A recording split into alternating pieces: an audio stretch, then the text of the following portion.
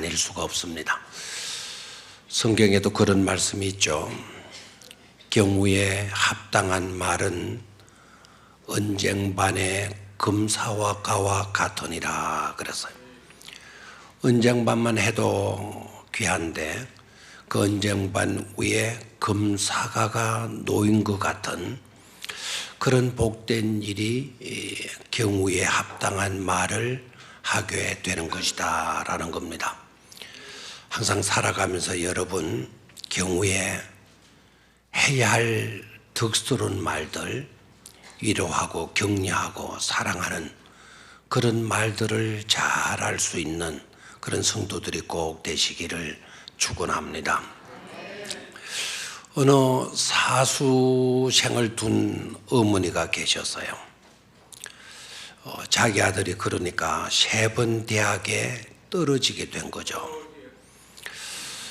그러다 보니까 이 어머니가 그 가족들이 신경이 곤두설 수밖에 없죠. 누구보다도 당사자인 그 사수생 오죽하겠습니까? 그래서 이 아이는 떨어졌다, 떨어진 뭐 이런 말을 듣게 되게 되면 소스라치게 놀란다라는 거예요. 뜰자만 나와도 사시나무 떨던 뜬다는 거예요. 누구보다도 이 아이에게, 이 아들에게 필요한 말은 붙었다, 합격했다, 붙었다 하는 그런 말이겠죠. 그래서 가족들이 의논을 한 겁니다. 아들이 민감할 대로 민감해졌으니까 절대로 우리 식구들은 떨어졌다, 떨자가 들어가는 단어들은 사용하지 않았으면 좋겠다. 그래서 가족 회의를 하고 그렇게 결정을 했습니다. 밤늦게까지 공부하는 아들을 너무나 안쓰러워서 어머니가 어느 날 밤에 간식을 준비해 가지고 아들 공부하는 방에 들어갔어요. 아이는 공부하는데 몰입해 있는데 어머니가 간식 쟁반을 책상 위에 놓아주려고 하다가 그만 책상 위에 놓여있던 볼펜을 떨어뜨려 버린 거예요. 근데 자기도 모르게 웬 볼펜이 떨어졌나, 떨어지나 라고 말을 하려고 웬 볼펜이 떨 하게 되니까 이제 그 말을 쓰면 안 되니까 이 어머니가 즉각 말을 바꿨어요. 웬 볼펜이 땅에 붙었노, 그렇게 말을 바꾸었다는 거예요. 똑같은 표현인데 떨어졌다 라는 말보다는, 책상 위에서 떨어졌다 라는 말보다는 땅에 붙었다. 그만큼 그 가족들이 한마디를 해도 신경 써서 했다라는 거죠. 우리가 교회 생활을 해가면서 정말 그 정도의 노력과 그 정도의 신경들을 쓰고 신앙생활을 하게 된다면 얼마나 신앙생활이 복되고 아름다울까 하는 생각을 가져봅니다. 오늘 성경 4곳을 보았어요. 4곳의 말씀들은 다 우리 주님께서 십자가에 달리셔서 하신 말씀이에요. 우리 주님께서 십자가에 달리셔서 하신 말씀이 꼭 7마디 말씀이셨죠. 그래서 가상칠언이라고도 해요. 그 가상이라고 하는 말은 추측해서 생각한다 라는 뜻이 아니고 십자가 위에서라는 뜻입니다. 그래서 우리 주님께서 인류의 모든 죄악을 감당하시고 십자가에 달리셔서 마지막 짧은 7마디 말씀을 하셨는데요. 오늘 읽었던 본문들은 다 7마디 말씀 중에 포함된 그런 말씀이 되어집니다. 그런데 이 말씀들은 굉장히 중요한 의미를 담고 있는 말씀들이에요. 우리 주님께서 십자가에 달리셔서 너무 고통스럽고 너무 괴롭고 너무 아프고 해서 넋두리로 하신 그런 말씀들이 아니시다라는 거예요. 십자가 상에서 우리 주님께서 마지막 하신 이 짧은 말씀들은 예수님의 생애를, 그리고 예수님께서 이 땅에 오셔서 행하셨던 모든 사역을 총정리해 주는 그런 말씀입니다. 그러니까 이 말씀이 갖는 의미가 굉장한 것이죠. 그 말씀 속에 들어있는 절대로 우리가 간과해서는 안 되는 놀라운 메시지를 우리는 그 말씀들을 통해서 들을 수 있어야 하는 것입니다. 뿐만 아니라 그 말씀 속에서 이루어지고 있는 아름다운 전환, 아름답게 바뀌어지고 있는 그것을 볼 수 있어야 되고, 그리고 그 말씀 속에 들어있는 그 말씀이 갖는 의미, 그 의미 속에 아름다운 교환이 이루어지고 있는 것을 볼 수 있어야 될 줄로 믿습니다. 그래서 이 시간이 바로 그러한 시간이 될 수 있게 되기를 주의 이름으로 축원합니다. 자, 첫 번째로 우리가 보고 우리가 들어야 될 메시지는 뭔가 하니까, 심판의 언어가 용서의 언어로 전환되고 있더라라는 것입니다. 한번 따라 하시기를 바랍니다. 심판의 언어가 용서의 언어로 전환되어지더라라는 겁니다. 심판의 언어가 용서의 언어로 전환되고 있음을 볼 수가 있어요. 번제한 인간에게는 필연적으로 심판이 따를 수밖에 없어요.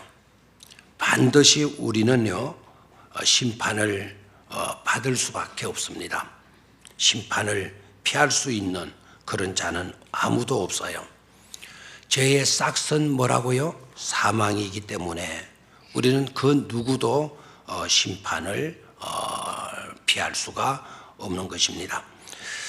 데살로니가 후서 2장 12절의 말씀 우리 한번 다 같이 읽어보도록 하겠습니다. 시작. 진리를 믿지 않고 불의를 좋아하는 모든 자들로 하여금 심판을 받게 하려 하심이라. 진리를 믿지 않는 사람들, 진리이신 예수 그리스도를 믿지 않고 불의를 행하는 것을 좋아하는 모든 자들로 하여금 뭐를 받게 하려 하심이다. 심판을 받게 하려 하심이다. 그랬습니다. 그러니까 죄인들은 반드시 뭘 받을 수밖에 없다? 심판을 받을 수밖에 없는 겁니다.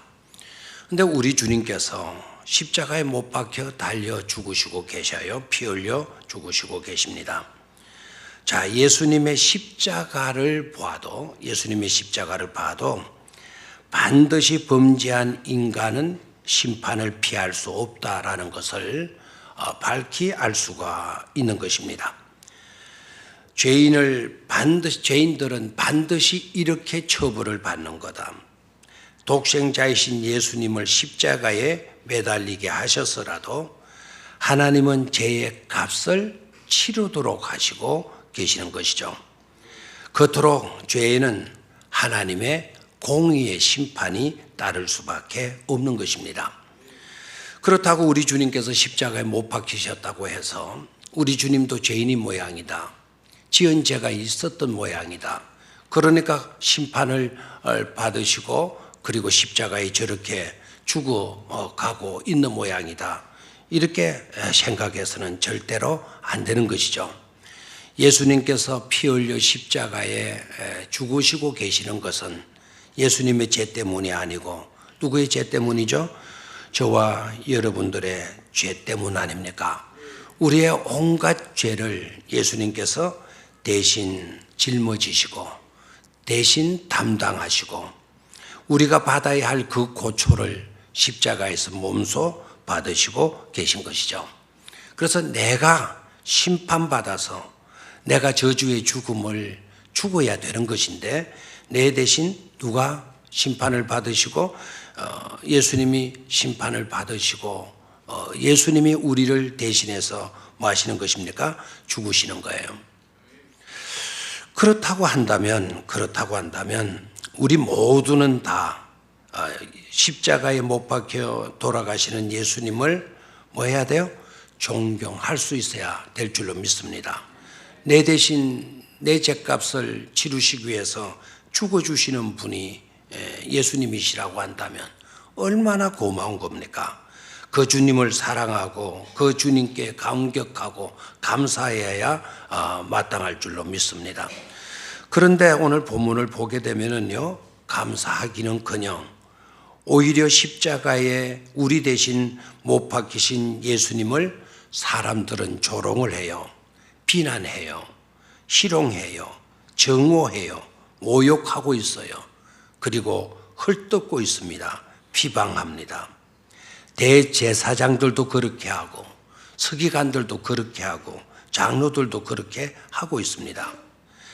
참 아이러니컬하게도요, 예수님을 비방하고 예수님을 희롱하고 예수님을 조롱하고 예수님을 모욕하고 예수님을 헛뜯는 일에는 어떻게 그렇게 저들의 마음이 잘 맞고 있는지, 예수님을 욕하는 일에는 어떻게 그렇게 마음이 잘 합쳐지고 있는지 참으로 이상하지 아니할 수가 없습니다. 그런데 우리 주님께서 보셔요.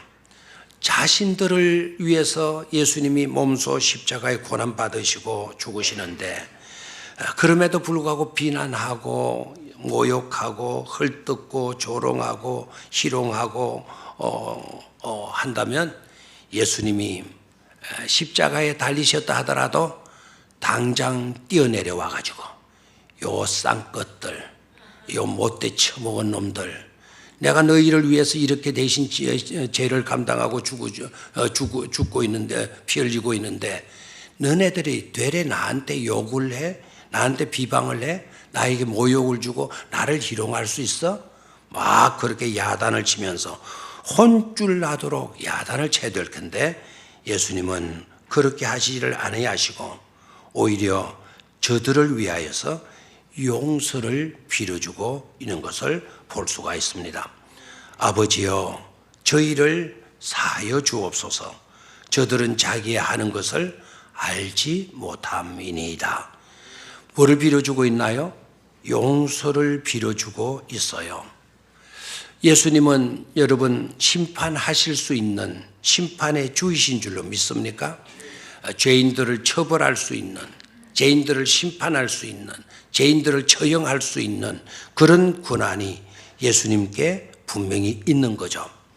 그래서 가늠하다가 요한복음 8장을 읽어보게 되면 현장에서 잡혀서 끌려온 그 여인을 향하여서 우리 주님께서 뭐라고 말씀하십니까? 여인아, 너를 정죄하는 자가 있냐? 그랬더니 여자가 주변을 둘러보고 떨리는 목소리로, 가냘픈 목소리로 대답을 합니다. 주여, 없나이다. 그랬을 때 우리 주님께서 뭐라고 말씀하시나요? 나도 너를 정죄하지 아니하노니 가서 다시는 뭐를 짓지 마라, 죄를 짓지 마라. 나도 너를 정죄하지 아니하노니라고 하는 그 말씀 속에는 나는 너를 정죄할 수 있다. 정죄할 수 있지만, 정죄할 수 있는 권한이 내게 있지만, 그러나 나는 너를 뭐하지 않겠다. 정죄하지 않을 것이다. 그러니 가서 새 삶을 살도록 하라고 우리 주님께서 이렇게 말씀해 주시잖아요.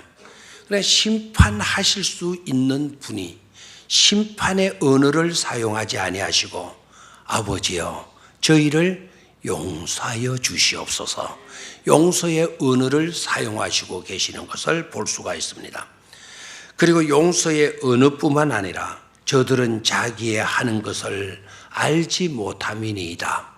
저들이 저르는 것은 몰라서 그러는 것입니다. 그러니 봐주십시오. 오히려 자기를 비방하고 모욕하고 욕하고 조롱하는 사람들을 오히려 변호해 주고 있는 것을 볼 수가 있습니다. 여러분, 예수님께서 십자가상에서 심판의 언어를 쓰지 아니하시고 용서의 언어를 사용하셨다. 이 용서의 언어를 사용하셨다는 이것은 대단히 중요한 선포라는 것을 우리는 깨달아야 돼요. 이 용서라고 하는 이것은 예수님의 생애를 대표하는 중요한 단어가 아닐 수가 없는 것입니다. 예수님은 이 땅에 오셨어요. 왜 예수님이 이 땅에 오셨나요? 용서를 위해서 오셨고, 예수님은 33년 동안 이 땅에 사셨어요. 무엇을 위해서 사셨나요? 용서를 위해서 사셨고요. 예수님께서 십자가에 못 박혀 죽으시고 계셔요. 우리 주님은 왜 십자가에 못 박혀 죽으시고 계시는 것입니까? 역시 용서를 위해서 십자가에 죽으시고 계시는 것 아닙니까? 그러니까 이 용서라고 하는 이 단어는 굉장히 중요한 예수님의 생애를 대표해 주고 있는 그런 단어임을 깨닫고, 우리도 이 용서의 언어를 사용할 수 있는 복된 자들이 꼭 되어져야 될 줄로 믿습니다. 여기서 용서라고 하는 이 단어, 이 용서라고 하는 이 단어는 영어로는 몇 가지로 사용되고 있어요. 무엇보다 forgive라고 하는 이거는 용서는 주는 것이다라는 거예요. 용서는 받는 것이 아니고 forgive, 주기 위해서 있는 것이 용서다. 근데 그 의미 가지고는 오늘 우리 주님께서 십자가상에서 말씀하신 빌어주고 있는 용서의 의미와는 조금 거리가 있어요. 우리 주님께서 십자가상에서 사용하신 이 용서라고 하는 언어는요, remove하다, deliverance하다. 이 말은 옮겨놓다라고 하는 뜻이에요. 옮겨놓다, 배달하여 넘겨주다라고 하는 그런 의미를 갖고 있습니다. 본질적으로 인간을 사로잡고 있는 악의 요소, 그 잘못된 요소들, 이것들을 치워 옮겨버리는 것을 말하고 있는 것이죠. 자신의 권리나 주장을 포기하고서 우리에게 있는 악의 모든 요소들을 배달시켜 버리는 거예요. 택배 직원 불러가지고 이것 배달해 버리세요. 누구에게 배달하느냐? 사탄에게 배달해라고. 그래서 온갖 비난, 비방, 조롱, 모욕하는 이런 것들을 다 배달시켜 버린 것입니다. 자, 그렇다고 한다면 우리 주님께서 십자가에 달리셔서 자기를 못 받고 자기를 흉보고 자기를 비난하고 자기를 정오하고 자기에게 모욕을 주고 조롱을 하는 그런 사람들을 위해서 심판의 언어를 사용하지 아니하고 용서의 언어를 사용하셨다고 한다면, 주님을 따르는 저와 여러분들, 오늘 이 시대를 살아가고 있는 저와 여러분들 어떤 삶을 살아야 되겠습니까? 역시 우리는 주님을 닮아가는 삶을 살 수 있어야 될 줄로 믿습니다. 그러기에 제발 우리들의 삶의 현장에서 비난하는 일, 비방하는 일, 조롱하는 일, 흉보는 일들, 이런 것들은 삼가해야 될 줄로 믿습니다. 적어도 주님을 따르는 그리스도인들이라고 한다면 십자가상에서 우리 주님께서 보여주신 용서의 언어를 사용하고 용서의 삶을 살 수 있어야 될 줄로 믿습니다. 조금만 삐딱하면 대립을 하고 고소고발을 남발하는 그런 세상이다 보니까 그리스도의 용서가 어느 때보다도 절실한 시대가 아니겠습니까?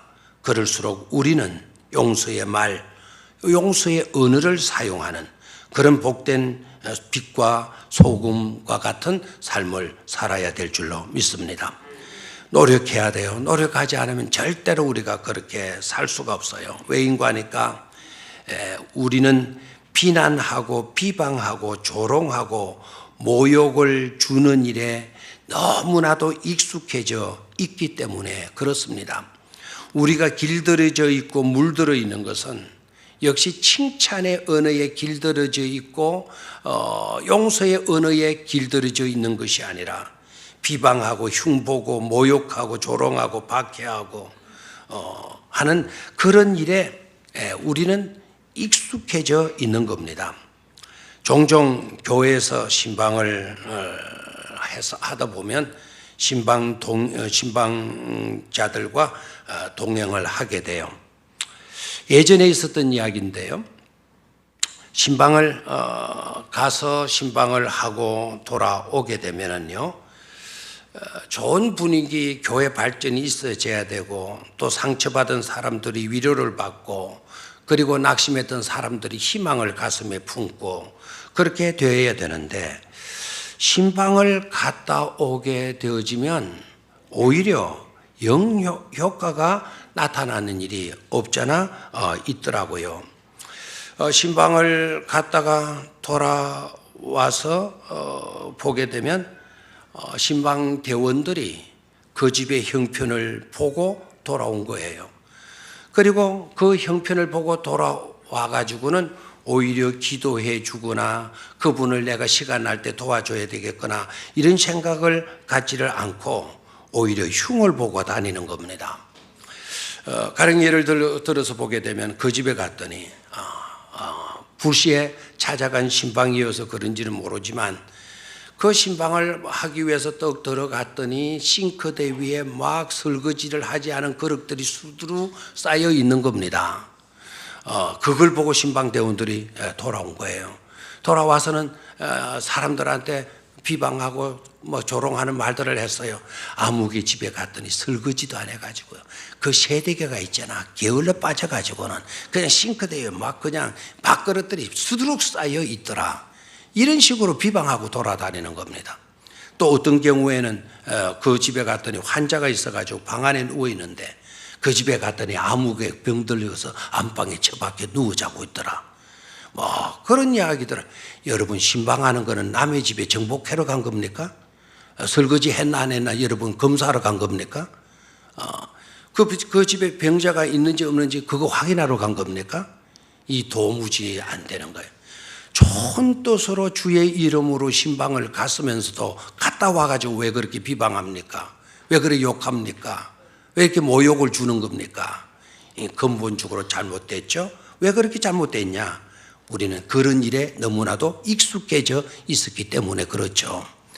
만약에 신방을 가서 설거지를 못해가지고 싱크대 위에 그릇이 수부르게 절여 있으면 속으로 생각해야죠.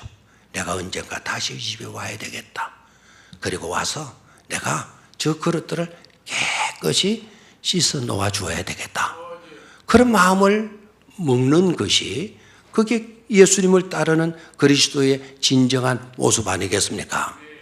아멘입니까? 그런 생각은 추워도 없어요. 자기는 부지런하면 얼마나 부지런한지, 자기 집은 깨끗하면 얼마나 깨끗한지, 자기는 건강하면 얼마나 건강한지, 그런 것을 비방하고 욕하고 있어요. 절대로 우리는 그런 삶을 살지 말아야 될 것입니다. 예수님 보십시오. 자기를 비방하고 욕하는 사람들, 오히려 자기를 십자가에 못 박혀서 그렇게 고통과 아픔을 준 사람들을 위해서 뭐라고 말씀합니까? 아버지여, 저희를 사하여 주옵소서. 저들은 자기 하는 것을 알지 못함이니이다. 아멘입니까? 심판의 언어가 아니라, 정죄의 언어가 아니라 무슨 언어? 무슨 언어? 용서의 언어를 우리 주님께서 쓰시고 있는 것을 볼 수 있잖아요. 우리도 이런 삶을 살 수 있게 되기를 주의 이름으로 축원합니다. 두 번째로 가상에서의 말씀에서 우리가 듣게 되는 메시지는 뭔가? 고통의 절규가 신앙의 언어로 바뀌게 된다라는 것입니다. 한번 따라 하십시오. 고통의 절규가 신앙의 언어로. 아멘. 마태복음 27장 46절 읽었는데 이 마태복음 27장 46절의 말씀은 우리 주님께서 십자가에 달려 너무너무 괴롭고 고통스러울 때 우리 주님께서 하늘을 우러러 부르짖는 절규의 말씀이죠. 엘로이 엘로이 라마 사막다니, 나의 하나님 어찌하여 나를 버리셨나이까. 우리 주님께서 절규하시는 말씀이었어요. 하지만 그 절규는요, 절규로만 끝나지를 않고 그 절규에 의해서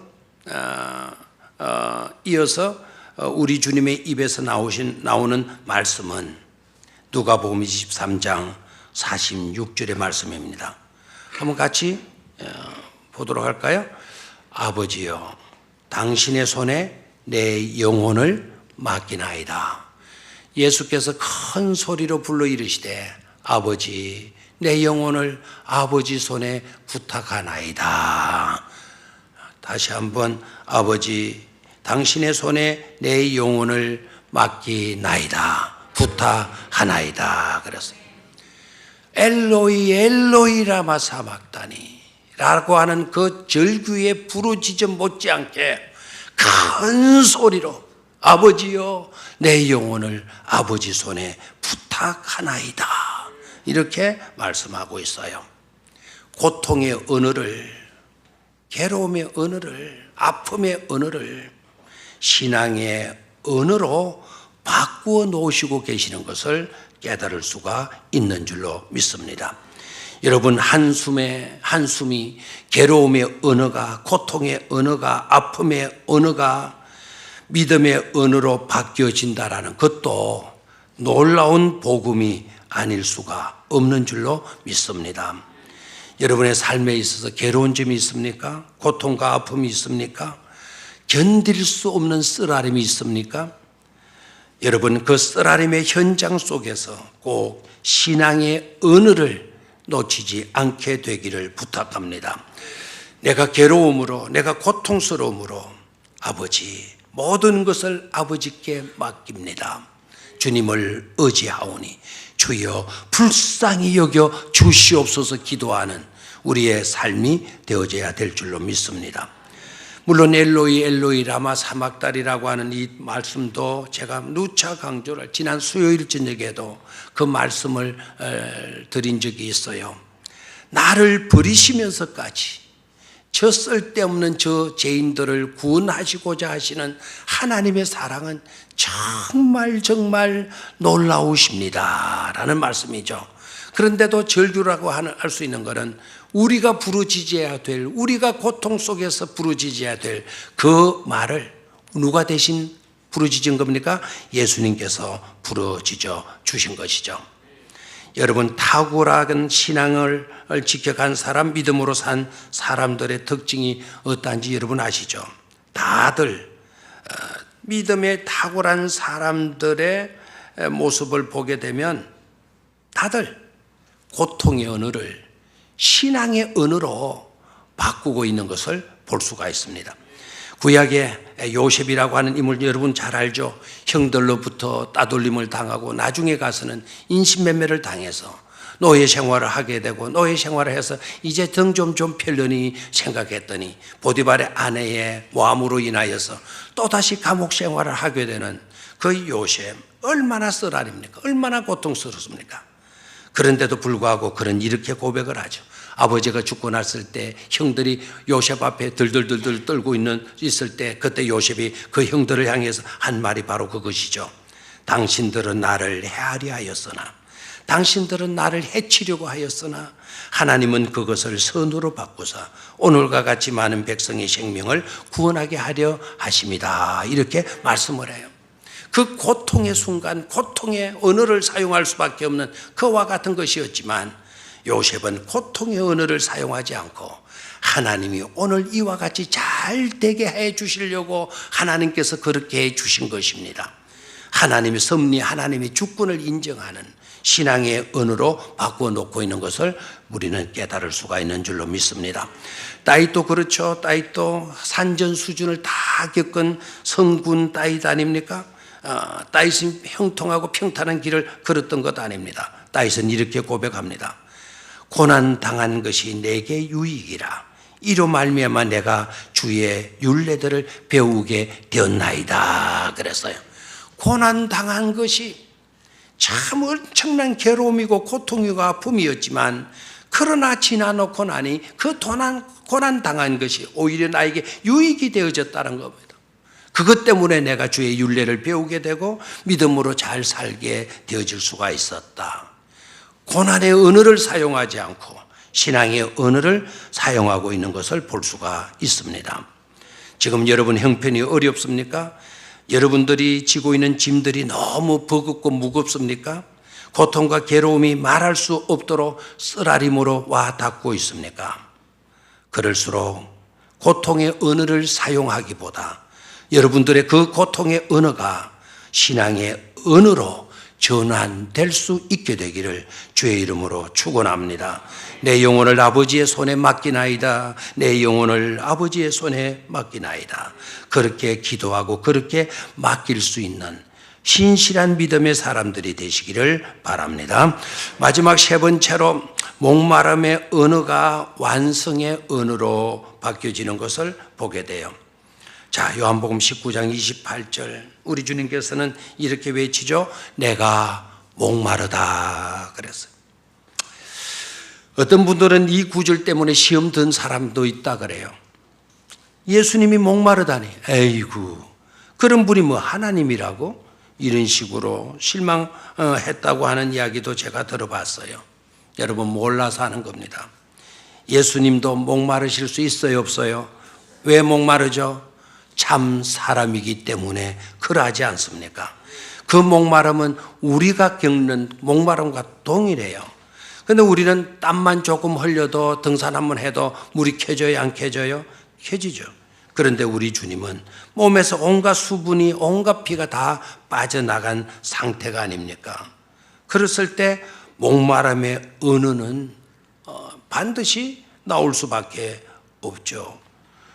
타는 목마름의 언어 나올 수밖에, 내뱉을 수밖에 없는 겁니다. 그런데 우리는 깨달아야 됩니다. 이 목마름의 언어가 바로 두 절 뒤에 가서 요한복음 19장 30절에 가서 보게 되면 이내 우리 주님께서는 뭐라고 말씀하십니까? 다 이루었다라고 말씀을 하셔요.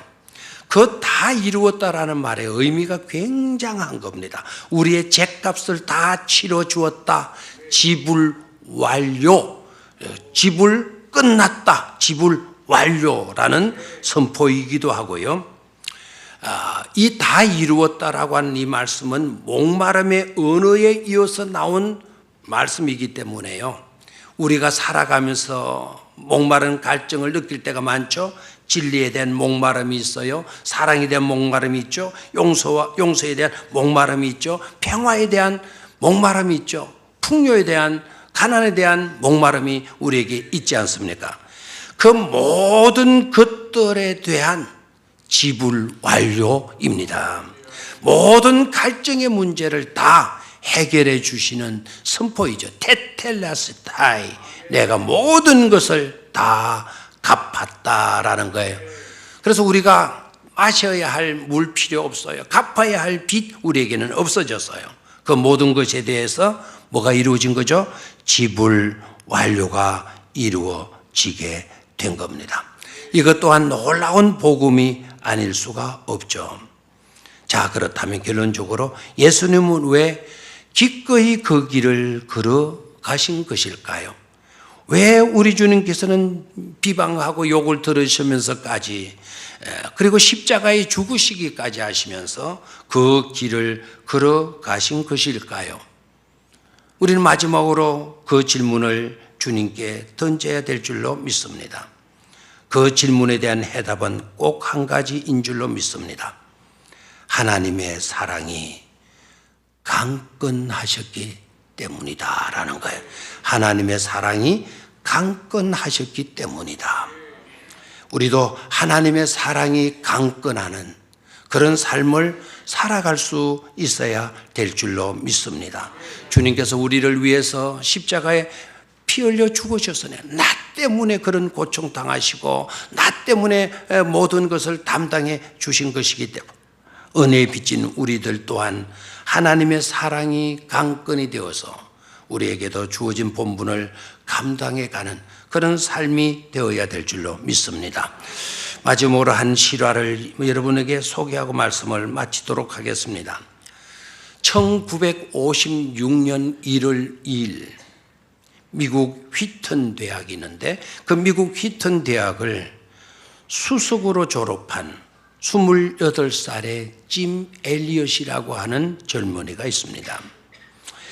휘튼 대학에 수석으로 졸업한 28살 짐 엘리엇을 비롯한 4명의 친구들, 그래 총 5명의 젊은이들이 한 번도 복음이 전해지지 않은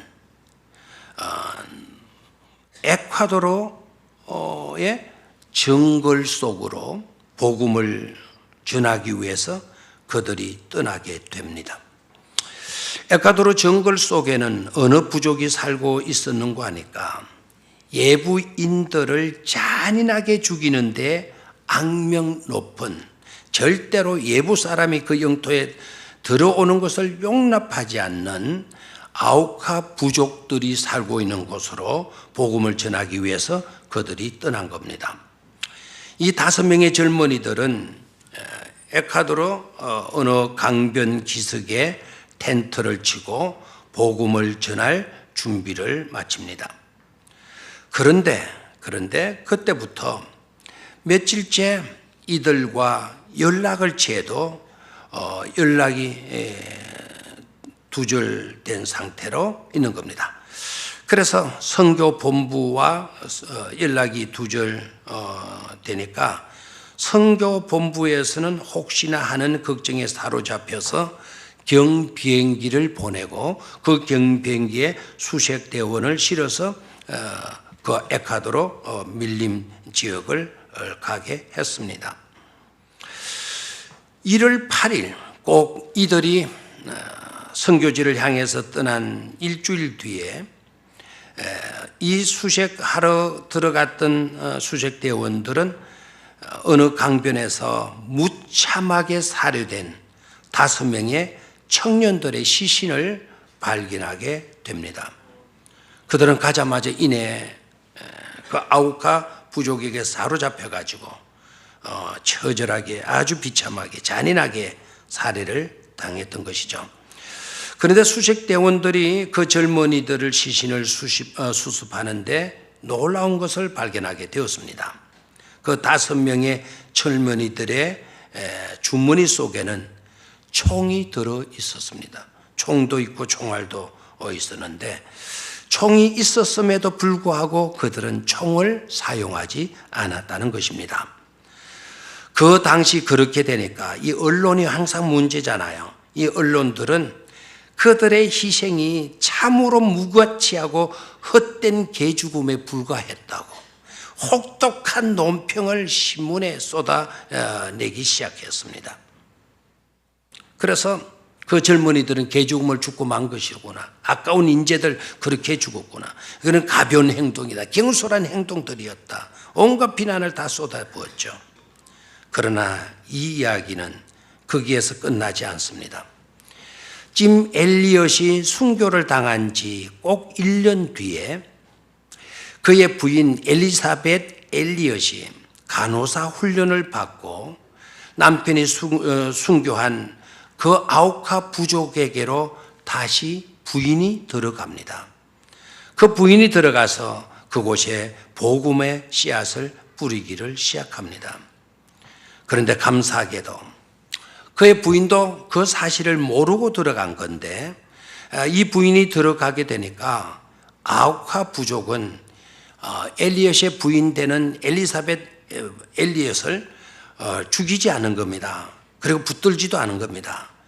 이거 왜 이런가? 이거 하나님의 특별한 은총이구나, 그렇게 생각을 했는데 나중에 알고 보니까 아우카 부족은 하나의 전통을 갖고 있었는데 남자는 죽여도 여자는 살려둔대요. 그래가지고는 이 엘리엇 부인은, 사모님은 살아남을 수가 있었던 거죠. 그리고 수년간 헌신적으로 그곳에서 선교 사역을 감당하게 됩니다. 드디어 안식년이 되어서 엘리사벳이 본국으로 돌아오려고 하는데 그 사실을 알았던 추장이 엘리엇 부인 선교사를 위해서 파티를 열어주마고, 그래서 꼭 파티에 참석해 달라고 요청을 해온 겁니다. 그래서 엘리사벳 엘리엇이 그 파티에 참석을 했더니 추장이 그 엘리사벳 선교사, 여자 선교사에게 질문을 하더랍니다. 당신은 누구인가? 왜 이곳에 왔는가? 라는 질문을 하더랍니다. 그래서 엘리사벳 엘리엇이 이야기를 했어요. 5년 전에 죽은 5명의 젊은이들 가운데 한 사람, 짐 엘리엇의 부인이라고, 자기가 그 부인이라고 이렇게 말을 했다고 합니다. 그랬더니 추장이 사시나무 떨듯 떨면서 이렇게 훌륭하고 이렇게 좋은 분의 남편을 우리가 그렇게 죽인 거냐고 너무 안타까워하면서 그 이야기를 듣더니 아우카 부족 그 추장은, 아우카 부족의 그 추장은 그날 예수님을 영접하게 놓으라고. 그래서 추장이 예수님을 영접하는 놀라운 역사가 일어나게 된 것입니다. 그리고 더욱 놀라운 사건이 벌어졌어요. 그것은 짐 엘리엇과 그의 친구들 4명의 선교사를 직접 죽였던 키모라고 하는 젊은이가 있는데, 그러니까 이 엘리엇을 비롯한 4명의 선교사들, 그 유능한 선교사들, 젊은 선교사들을 죽였던, 잔인하게 죽였던 키모라는 청년이 아우카 부족에서 최초로 목사 안수를 받게 되는 역사가 일어난 겁니다. 별로 감동이 안 되나요? 그래 5명의 선교사를 죽였던 키모라고 하는 그 젊은이가 신학 공부하고 최초로 그 부족에서 목사가 된 것이죠. 그리고 순교한 선교사들의 자녀들 중에 2명의 자녀들이, 선교사의 자녀들이 그들의 아버지가 순교의 피를 흘린 그 강가에서 그들의 아버지를 살해했던 키모라고 하는 그 목사님에게 세례를 받게 되었다라는 겁니다. 그리고 짐 엘리엇의 부인만이 아니라 다른 선교사의 부인들도 자녀들을 데리고 그 곳으로 들어가서 선교를 했다고 합니다. 자, 여러분 생각해 봐요. 무엇이 그러한 일을 가능하게 했을까요? 무엇이 그들로 하여금 그렇게 하도록 했을까요? 거기에 대한 해답도 딱 한 가지인 줄로 믿습니다. 그리스도의 강권적인 사랑 때문인 줄로 믿습니다. 심판의 언어를 사용하지 아니하고 용서의 언어를 사용할 줄 알았던 그들의 삶, 고난의 언어를 터뜨릴 수밖에 없는 그런 현장 속에서도 신앙의 언어를 사용했던 그들, 그렇죠? 그리고 목마름의 언어를 완성의 언어로 사용하셨던 그 주님의 뒤를 그들 또한 걸어간 줄로 믿습니다. 오늘 예수님의 이야기가 저와 여러분들에게 그와 같은 메시지를 우리 가슴 속에 주어지게 되고 그보다 더한 사랑으로 그 모든 일을 감당해가는 우리 모두가 되어지기를 주의 이름으로 축원합니다. 하나님 아버지,